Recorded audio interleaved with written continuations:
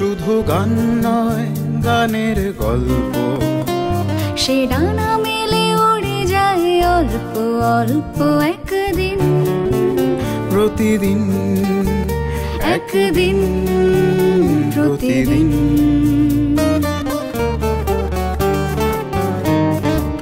কেন সে গান গায় সে কথা অজানা, সে সর সন্ধির সন্ধিতে নিশানা। কেন সে গান গায় সে কথা অজানা, সে সর সন্ধির সন্ধিতে নিশানা। সে কাকে ডাকে কে মনে রাখে, আলো ছায়া মাখা হারানো দিন। সে শুধু গান নয়, প্রাণের স্পন্দন, যার কথা মালা হয়ে ওঠে চন্দন সুবাসে প্রতিদিন, একদিন প্রতিদিন।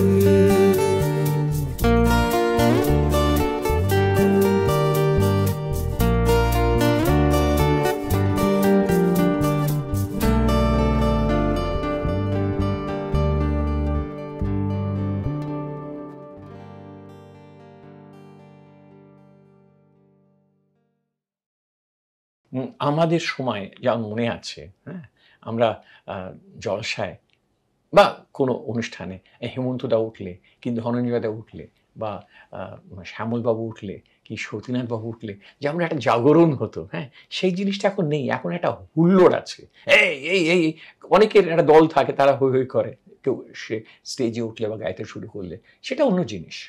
কিন্তু এই যে একটা পবিত্র অনুসরণ, মানে তুমি ভেতরে ভেতরে একটা মানুষকে এতটাই ভালোবাসো, তার গান সুরে তুমি মানে মুহূর্তে মুহূর্তে চমকিত হও, হ্যাঁ, এবং তার জন্য তুমি সে কোন পাড়ায় তুমি জানো, আমরা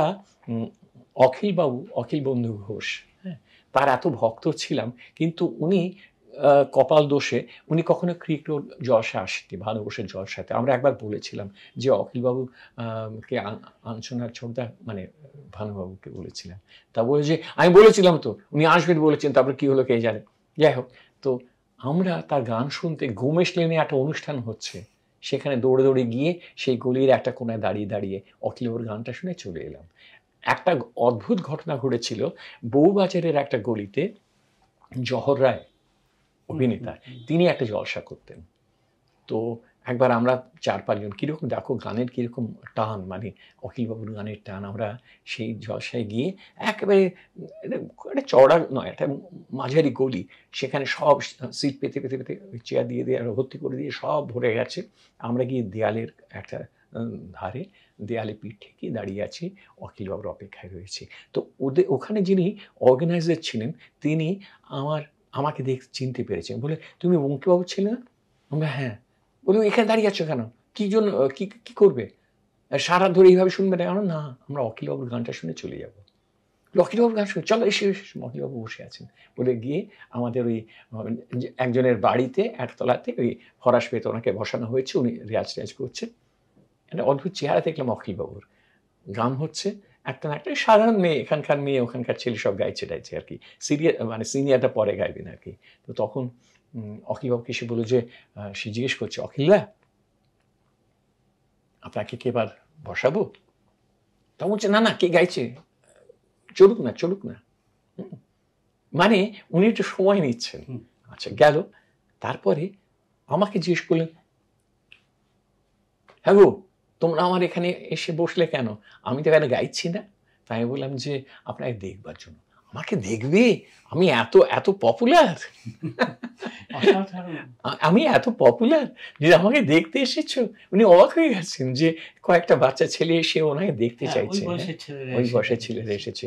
তারপর কি গান গাইলেন, তারপরে উনি উঠলেন আর গাইলেন, কি অপূর্ব। ওনার হয়ে যাওয়ার পরে আমরা সব কাঁধ ধরাধরি করে ওখান দিয়ে বেরিয়ে আবার ফিরে আসছি।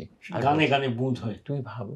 তো এখন এই যে ধরনের বলতে পারো আনুগত্য, এটা তো তৈরি করতে, এটা তো একটা সময়ের ব্যাপার, একটা চর্চার, চিন্তার চর্চা। সবসময় যে হারমোনিয়াম বাজিয়ে করতে হবে তা কিন্তু নয়, মাথার মধ্যে মগজের মধ্যে শুনে শুনে, হয় রেকর্ড থেকে নয় রেডিও থেকে।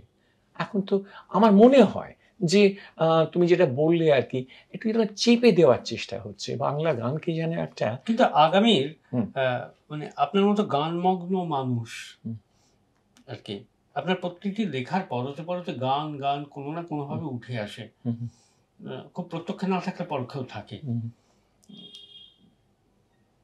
আগামী দিন বা যে উত্তর প্রজন্ম যারা আসছে বা যারা আমরা আছি, সবাই তো প্রজন্মেরই, হ্যাঁ, আপনি আশাবাদী তো?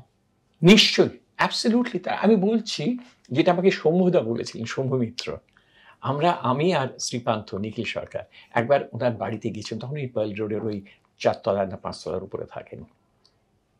আমরা গিয়েছি, গিয়ে বসে গল্প করছি ওনার সঙ্গে, ওনাকে লিখবার জন্য বলতে লিখেছেন। উনি বললেন, নিখিলবাবু বললেন, নাটক এখন একটু পড়ে গেছে না? তো উনি বললেন, পড়ুক না, পড়ুক না। আপনি জানেন ব্রেস্ট কি বলেছেন এক জায়গাতে? বলে কি, যে কোনো জিনিস যখন পড়ে তাকে আটকেও না, তাকে পড়তে দাও, একটা জায়গাতে সে গিয়ে ধাক্কা খেয়ে আবার ভেসে উঠবে। হ্যাঁ, অর্থাৎ মানে পড়ে যাচ্ছে বলে হায় হায় হায় করে তাকে টানার দরকার নেই, কারণ সে নিজের জোরেই পড়ছে বা নিজের ভারেই পড়ছে, কিন্তু আবার সে ভেসে উঠবে, কারণ একটা জায়গাতে তো সে ঠেকবে, গিয়ে ঠেকার পরে তো তাকে ভেসে উঠতেই হবে। বলছি এটা নাটকেরও, নাটক যে জিনিস আমরা পেয়েছি, করেছি, এখন যদি আপনার মনে হয়ে থাকে যে পড়ে যাচ্ছে, পড়ুক না, আবার ভেসে উঠবে। বাহ, পড়ুক না, আবার ভেসে উঠবেই। এটা বাংলা গানের শুধু নয়, সার্বিক সঙ্গীতের বা টোটাল মিউজিকের একটা পরম্পরা। কিন্তু ওই শঙ্করদা যে শেষ কথা বললেন, সৌম্যমিত্র বলেছিলেন যে পড়ুক না, আবার ভেসে উঠবেই। আমরা সেই দিনটার দিকে তাকিয়ে আছি, আমরা একসঙ্গে সেটা উপভোগ করব, তার সহযাত্রী হব।